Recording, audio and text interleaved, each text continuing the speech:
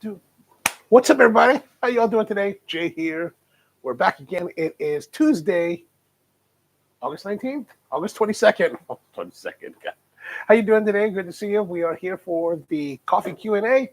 We do this fairly regularly now. Trying to do it more often, especially since I'm in town for a little bit. But when we start traveling again, that's going to be a little bit different. But today we've got our Immersion week. We're continuing this week with Immersion type brewers. And today's brewer is going to be the French Press. The French Press is a classic, like one of the old school classic brewers that it's really one of my favorites. Actually, this is really the brewer that I started using when I first got into coffee many years ago. Probably this is about circa 2002. So just over 21 years ago, I had a place called Jay's Shaved Ice. We did a Hawaiian style shaved ice. And we moved after 9/11. We had to move to a new location that now required year-round rent. So I thought, well, how are we going to make money in the wintertime when, frozen desserts are not popular? So we started, so I thought, let's do coffee. Starbucks was kind of popular then. Let's do coffee. I think that'd be kind of fun. And it'll give us a revenue stream in the wintertime. And then our main revenue stream of shave ice in the summer was just like I thought it was kind of a great match. And so since we were very Hawaiian focused as a company then, the idea was like, well, what's our natural progression? Let's go and do coffees from Hawaii. So that's kind of what we did. I flew out to Hawaii, met some farmers, and started buying directly from the farms in Kona. And this is how we brew it up. So if you came in, you had a $5 cup of Kona, we would brew it in this French press and make it fresh for you. So we've always done the fresh, brew to order thing. That's kind of an interesting aspect of my approach. But anyway, today before we get into that, we've actually got this experiment that I've been running. Well, I'm doing a test batch. This is a cold brew that basically I didn't use a toddy or anything for it. It's a half gallon. I put it in this half-gallon Chambord. Basically, I tossed in a half pound of coarsely ground coffee, filled it with water, and now we need to take care of it. And so what I'm going to use today is this thing called the toddy. This is the toddy coffee maker. Now, this particular box and packaging is pretty old. I think my friend Brian gave this to me probably back in like 2003, so about 20 years ago. So the packaging is very old looking, but the technology is still applicable today.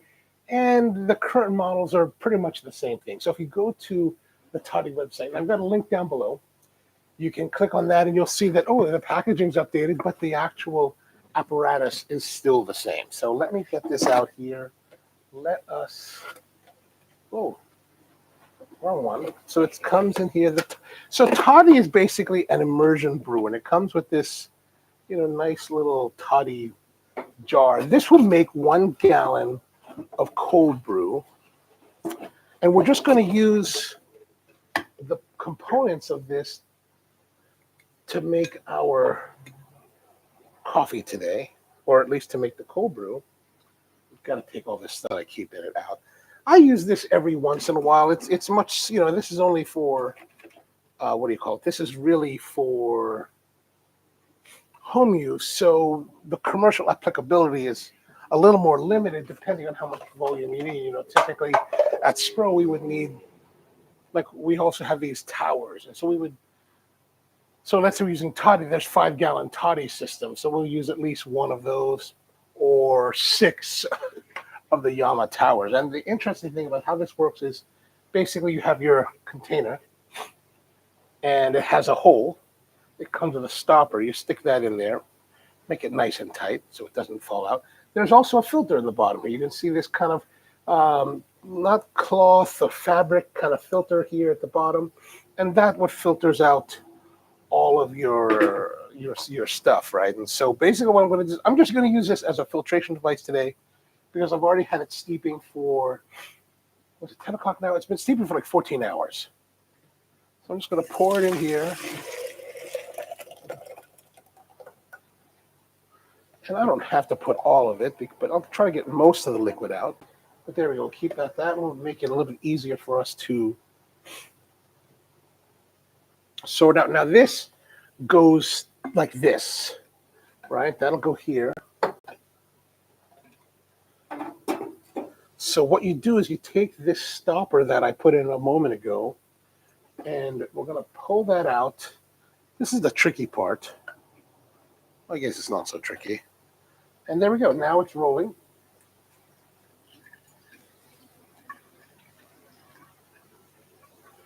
As you can see here,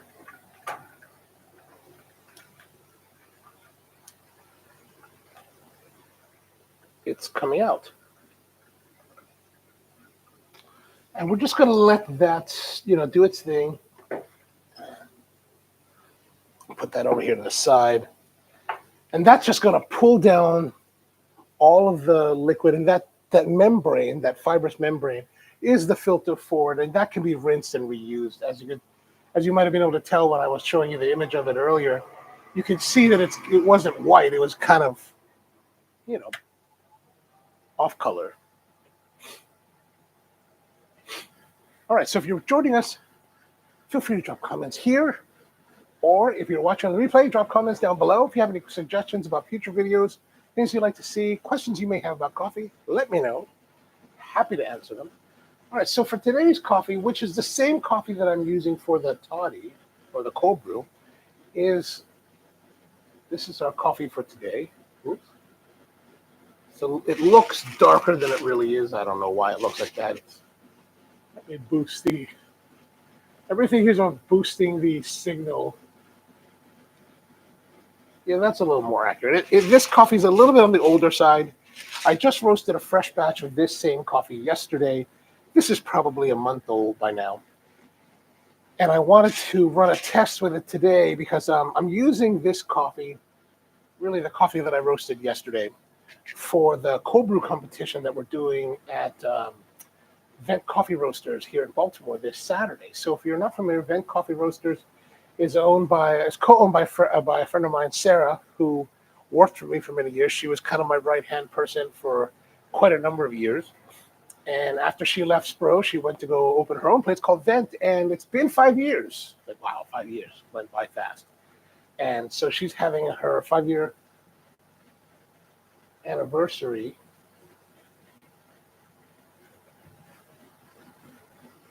Let me check something here.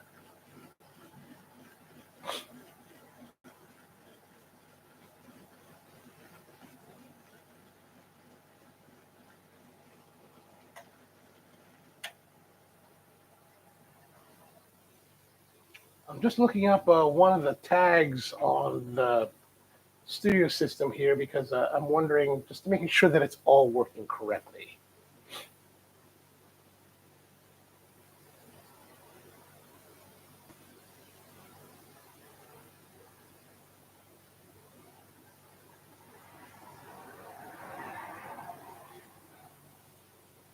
Unfortunately, everything's running slowly.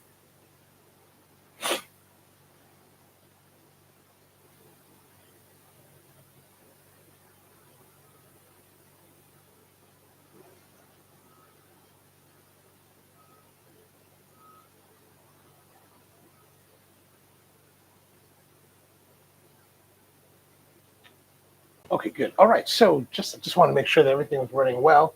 Okay, so basically we are brewing the same coffee. What this coffee is, this is what we call the Perla Negra.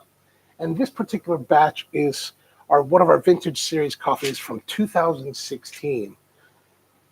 Now, if you may not be familiar with what I do in coffee, basically I do things like hold certain vintages of coffee for aging to see how they're going to do. And it really takes a special lot of coffee in order to preserve and to explore deeper development with the coffee. So we have coffees in our catalog dating back to 2007.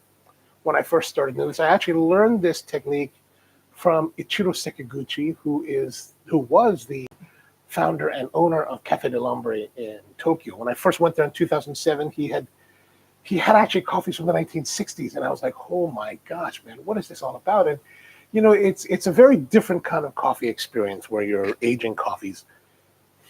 Like, let's say one of the coffees we started out in 2007 was the Edito Misty Valley from Ethiopia. Super blueberry, like forward, like structure was amazing, and everything about it was just a brilliant, brilliant cup. But beautiful, like berry tones, blueberry, like some of the most vibrant blueberry flavors I've ever tasted in coffee in my entire career up to that point. And then since that time,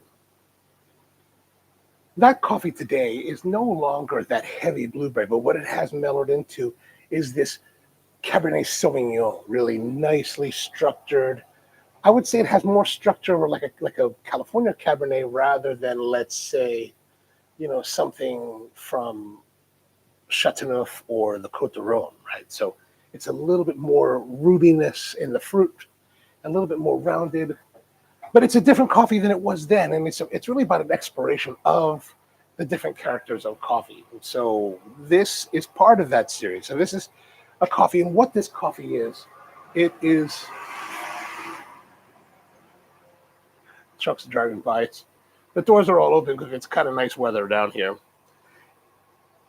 This coffee is an anaerobic fermented coffee, and what they do is they take the coffee after it's been pulped, they put them into bladders, rubber bladders, where I mean we call it anaerobic, but I think it's really more reduced oxygen environment. What that does, it promotes malolactic fermentation. So a lot of the malic acids become lactic acids, which gives it a really interesting milky character and sweetness. And you can take this in different directions.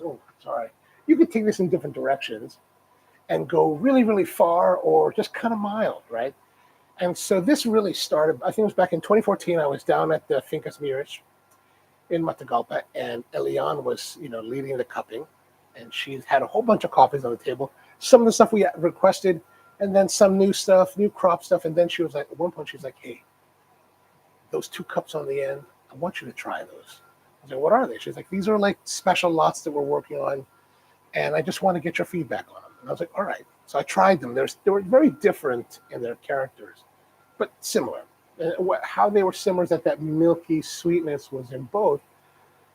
One of them was very extreme, like it was very blue cheese, right? This blue cheese flavor to it that was super funky and super strange and really weird. And I was like, whoa, that's kind of, which I think is cool, right? Like, that's not the kind of a super funky coffee. It's not something I'm going to bring in and serve to our first time guest. That is really for the guest that has been with us for a while, that understands what we do as in coffee and how we buy coffee. And we want to give them something different to try than the normal, more cleaner coffees, more safe coffees, right?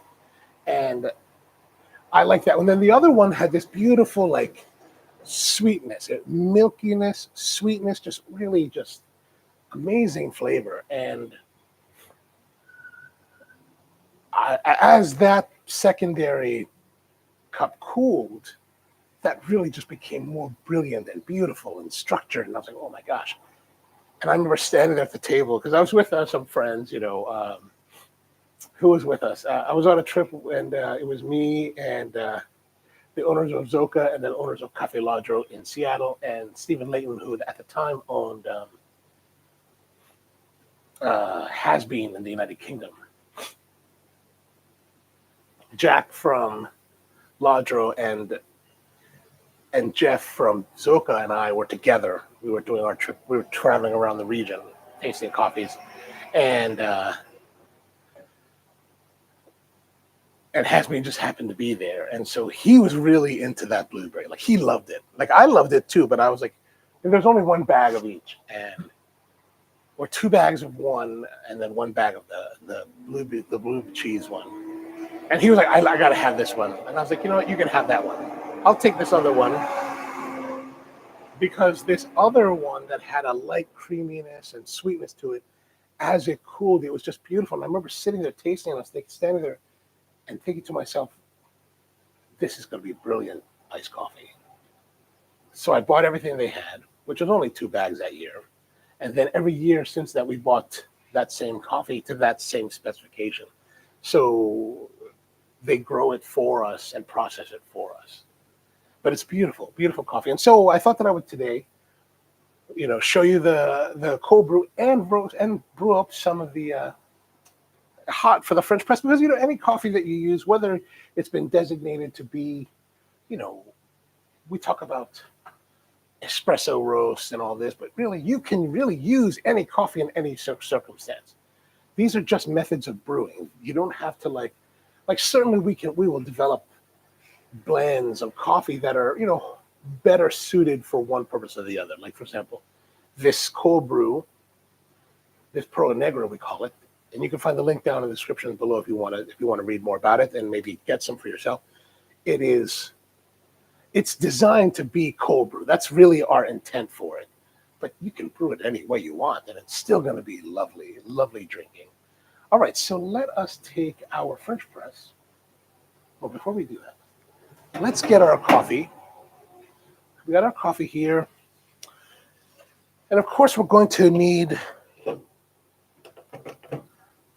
to brew up a French press. So we're going to use 24 grams.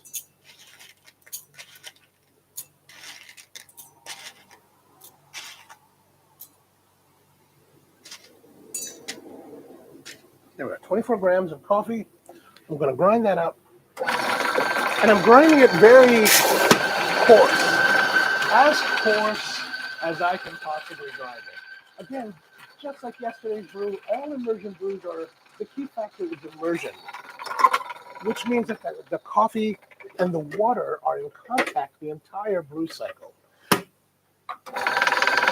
Now, if you did really, really fine grinding, you could potentially over extract the coffee. So by, going very coarse, you're retarding the extraction so that you can hold it for a long time and get really nice extraction out of it. You don't want to go too fast. You don't want to go too slow. You just want a nice extraction off it. So that's our coffee here. We're going to take our French press, and the French press is real simple. Like, this is the Bodum Chambord, which, is probably one of the more pricier of the French presses, but I think it's really one of the best. Like, this particular French press is probably a good 10 because it's Bodum and Chambord. The Bodum, all Bodum French presses use the same beaker system. It's only the frames that make a difference, or that change the pricing or the style, but everything is the same, and they all fit, and they come in 12, 17, 34, and 51 ounces. Why they're so off like that, I don't know, but they just go in super simple, super simple. Don't throw your stuff away. Please don't do that. And then the tops are relatively the same, so you can get replacement pieces for all of this. And so this one is all metal, all stainless. So we've got a retaining piece here, and this is how you would take it apart to clean. So it's got this top part with the holes, this mesh center, and then finally the bottom. And as you can see, this all needs to be cleaned again. You caught me. And then, of course, here's the top. Now, one of the things to keep in mind on the top, let me put this back together. As you can see here, there are these like dips, right? And this is kind of for the front and back.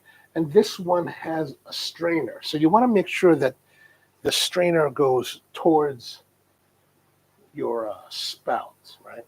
And here's something I want you to pay attention to when you're doing this. Is if you close it up like this and you put it in, you sometimes will run into problems because just of the design. So sometimes it'll get caught this way and kind of change as you can see, if it gets caught up with behind it, then it changes the shape. So what I always do is that I will separate the two, put it in like this first, and then set it down and then snug it on top.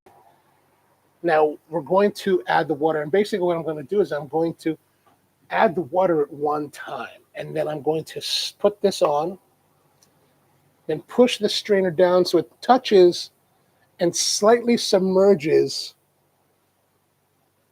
the coffee grounds that are on top, and that will keep full immersion of the coffees. All right, so let's go into that. I'm going to put this there, and I'm going to add the coffee to it, tear out our scale,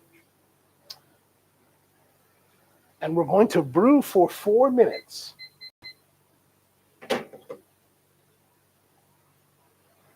And more glare. How do we get rid of the glare? How do we ever get rid of the glare here? I don't know. One day we'll get rid of the glare. Let me zoom in a little bit more for you. Does that help? But yeah, you can kind of see that good. All right, so we're going to take our hot water. We're just coming right off the boil.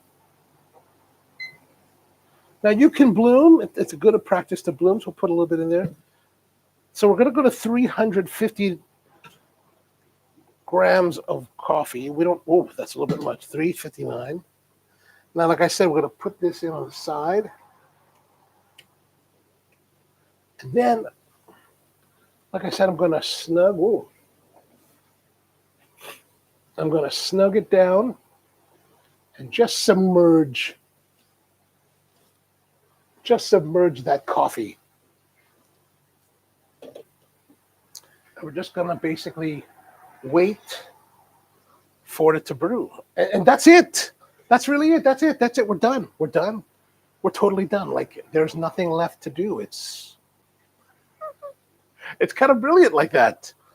Like, this is why I like the French press. I mentioned this yesterday, and this is why I like immersion brewing in general, is that you can brew your coffee relatively simple and quickly without too much muss and fuss. Like, I can walk away now and go sit down and, eat cherries and grapes and then come back, and when it's done and come back and brew and drink great coffee. So really a nice way to go. Really a nice way to go. Now let's go back to while we're waiting for this to finish, we still have about another 2.5 minutes. Let's go back to our toddy. As you can see, the toddy now is fully drained out, or sort of. We're gonna look here, and as you can see, it's really just kind of whoops.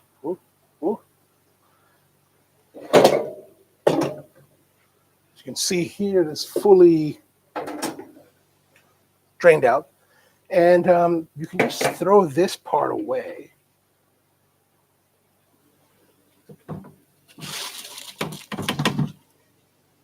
And then you'll see this filter material down there. We will rinse all this out, wash the container, pop the filter out, make sure that we rinse it really well. You don't really have to scrub it, or you could put, an OxiClean. Like, I'm a big OxiClean person, non-perfumed OxiClean, please. But we will use OxiClean to pretty much do anything and everything around here.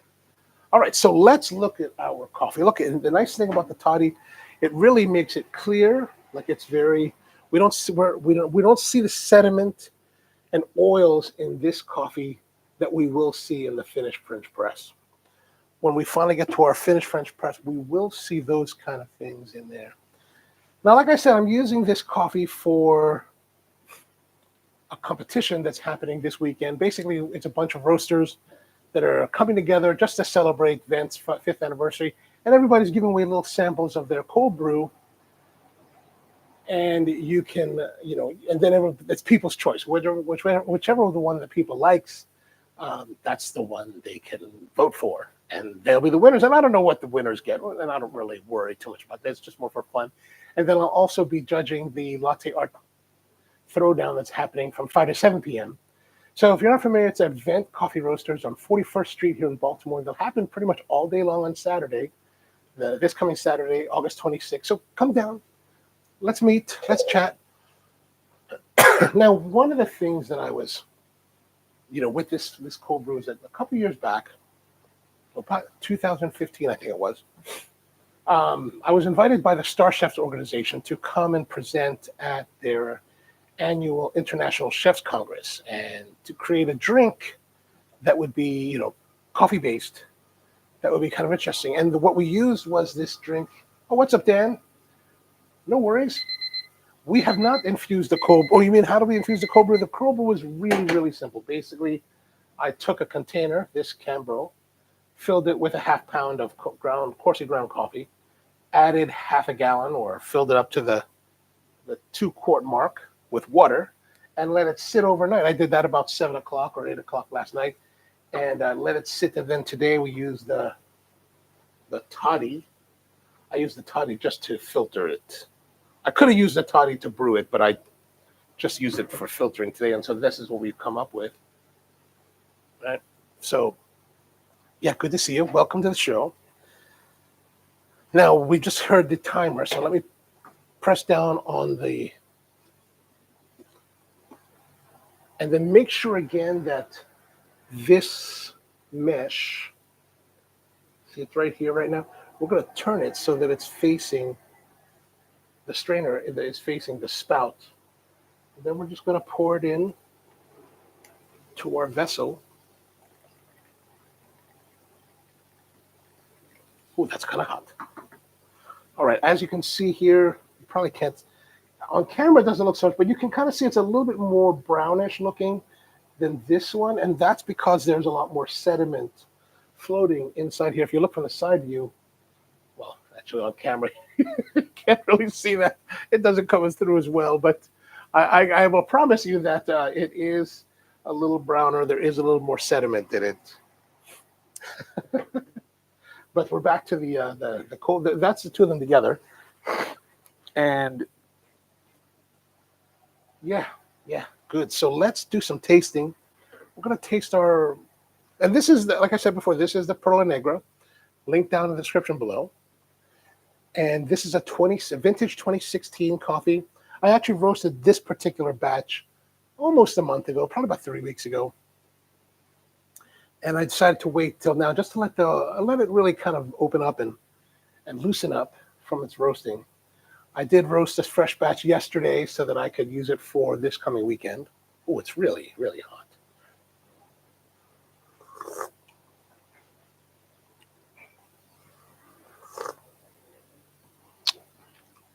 Mm. Now that French press really brings out more of the body, and those extra sediments really give it a little more of the bitterness. But quite nice, quite nice.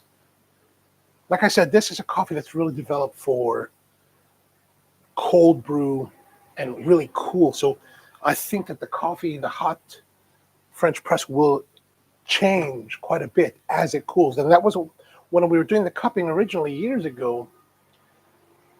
It was like that. It had this kind of like, nice character at the beginning when it was hot, but as it cooled, really became something special. And that's what we're going to look here. So one of the things about this way of brewing is that you're brewing a concentrated brew. So this is about 2 times the strength that it should be. So we need to cut that in half. So I'm going to take that little bit right there.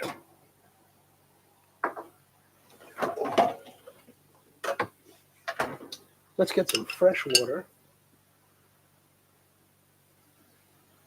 Dan says, maybe I haven't used the right beans, but anytime I've tried cold brew, I get boozy flavors in the cup. Boozy flavors. I don't know what coffee you're using, but perhaps what could be happening, and this will depend, of course, on the conditions. So there is the potential if you're making cold brew kind of in room temperature or just kind of out in the open, and it could be a little bit warm. There could be fermentation happening, which could give you some of those boozy flavors. So part of the way to prevent that is you really need to be meticulous about the cleanliness of your apparatus that you're using. Not to say that you're not, but those are some of the factors that can come into play. And even in professional environments, sometimes people make mistakes. That's what happens. And that's why we always encourage, especially when we're making it in production for the cafes, that we're tasting everything so that we know what it tastes like, and we can kind of trace what could be an issue if an issue does arise. And so it could be the type of coffee that you're using, and I'm not sure what kind of coffee, and then it could be some kind of kick-started fermentation that could be happening in the vessel during that time. Now, if you're doing it in the refrigerator, that should eliminate that part, but I don't know, it would take a lot more, it'll take a little bit more of discussion to figure out what could be the issue there. Okay, so we've got our coffee. Right, so I'm going to add just a similar amount to double it. There we are, nice. And that gives us this brew here. All right, let's give it a taste. Yeah, very different. Gosh, sweetness, milkiness, and well, not milkiness, but more of a sweet creaminess. Gosh, that is. Oh, that is still quite nice.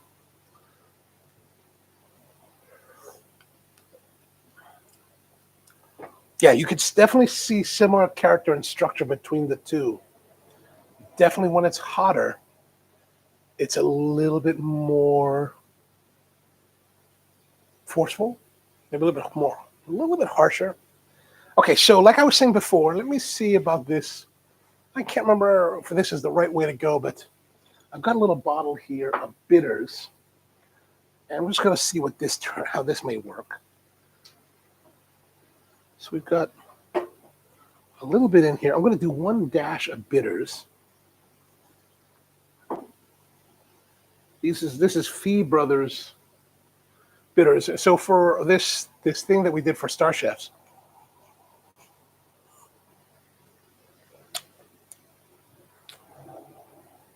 no. Get rid of that. That did not go the direction I was hoping.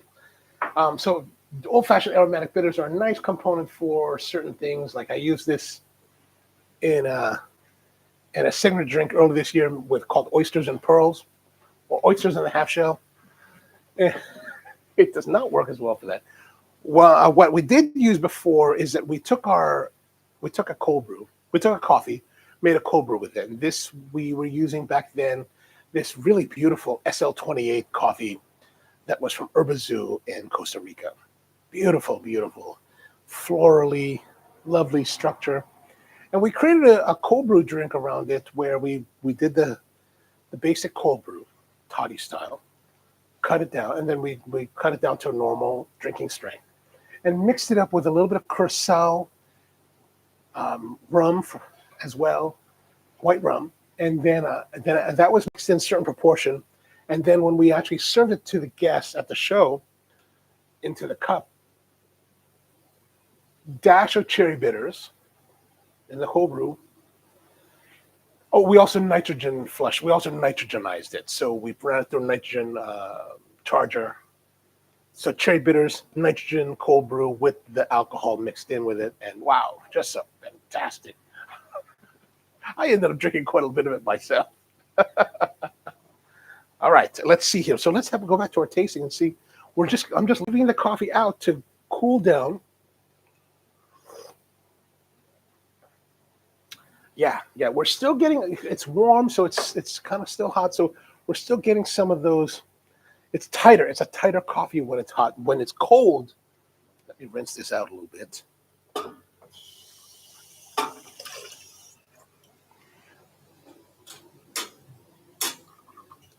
I'm going to show you how we mix this again. I would take some of this toddy.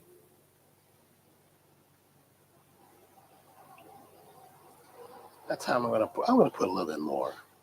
I was enjoying it on its own. And then we're going to add just about the same amount of water. Give us a nice full glass. There we are. Look at that. Nice and clear. Look at the clarity. The clarity is really pretty.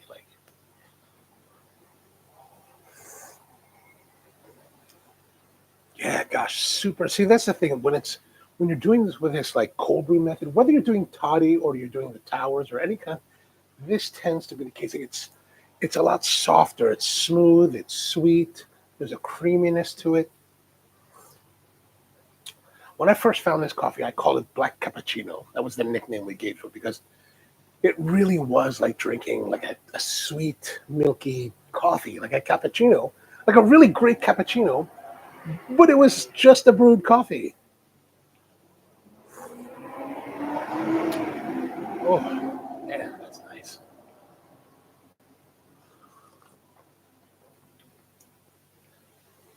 Similar, but different. There's definitely a little bit brighter notes to this one. Slightly sharper. The sweetness and the milkiness is not as pronounced, much more pronounced here. And so, like I said earlier, this is kind of how it was for the cupping. I tried it this way, and I was okay with it. But I kept coming back to it as we circled on the table, because when you're cupping coffee, you're really tasting. It's more than just tasting the coffee a couple times. If you really want to get in and understand the coffee, as your guests may end up drinking it, you're going to want to taste that coffee through a longer phase, maybe upwards of 45 minutes, because you want to see how does that coffee perform as it cools, right? So this particular coffee, the Perla Negra, is nice. It's a nice hot coffee. It's nice, right? Like this is nice. It's good. It's got like nice tones to it. It's a bit tighter, but very good coffee. Very good coffee. But when you do it in cold, wow, suddenly that's the expression. It's so expressive. It's so open. It's so like sweet and milky. This is really how I love this coffee. I mean, it is how it's kind of how we design it now, and what we buy it for is for the cold brew. So, if you ever came to Spro during the times that we were running, and you had cold brew, especially over the last, since 2015 or 2014, this is the coffee you would have had, because we always had this, and I still have quite a bit of it here. And so if you're interested, we do have that down below. All right, so I guess that's pretty much it for today. Thank you very much for tuning in. Immersion Week continues tomorrow, although I'm wondering if I might do it a little bit earlier. So if you remember last week, we didn't have the live stream on Wednesday because my nieces were leaving for Chicago. They went on vacation, and I had to drop them off. Their flight was early in the morning. Their flight returns tomorrow afternoon, and I have a bunch of stuff that I need to do beforehand. So I'm thinking maybe perhaps we will move the start time up or not. I don't know. We'll find out. I'll figure it out by tonight. Anyway, thank you very much for tuning in. Come back to join us tomorrow. We'll be doing, what are we doing tomorrow? We are doing the Clever tomorrow. So today was the French Press. Yesterday was the Bonavita Immersion. Tomorrow's going to be the famous Avid Clever. And then later in the week, we're going to actually get into opening up the Hario Switch and doing an unboxing as well as first tasting. All right, so thanks for tuning in. Appreciate you being with us. Hope to see you again tomorrow. And, uh-oh.